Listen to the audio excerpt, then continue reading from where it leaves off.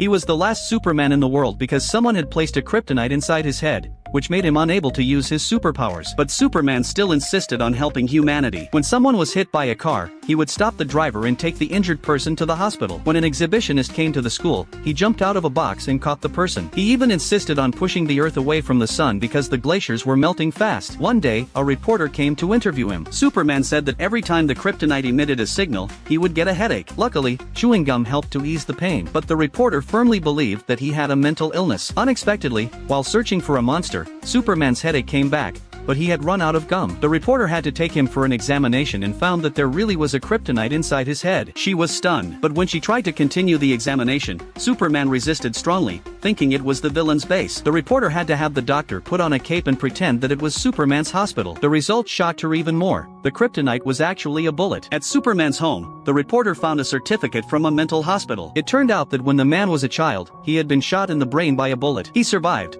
but occasionally had seizures. He had a happy family, but a car accident brought his life back to the bottom. The man looked at the onlookers, all of them so cold and indifferent. He tried to lift the car, but it was too heavy. He grabbed a fire extinguisher, but suddenly had a seizure. The man could only watch his wife and daughter perish in the flames. From then on, the man went mad. He firmly believed he was Superman, and if he did good deeds every day, he would one day regain his superpowers. The reporter learned his story and decided to hand him over to the head of the mental hospital. Before he was taken away, he yelled that the villain had arrived and begged the reporter to save him. But she just filmed the ending of Superman's story. 1 year later, Superman became a normal man. But one day, he was asked for help by an injured person. The man coldly refused, until he suddenly realized that the child trapped in the fire was the little girl who once believed he was Superman. The man quietly poured water over himself. The reporter urged him that the firemen were on the way, but the man calmly told her that he was Superman. He first saved the girl's mother from the fire, then lifted the car to rescue the injured person. But he did not regain his superpowers. Instead, he saw another group of supermen. The man handed the reporter something and entered the fire again. But the fire had already spread inside. Superman did not hesitate. He jumped out of the window holding the little girl. The little girl was safe. Amid the cheers, Superman's soul flew toward the sky, but his body stayed in place. Superman was once again captured by the villain. The reporter took out the last thing Superman had given her. It was an organ donation card. This was his last gift to the world.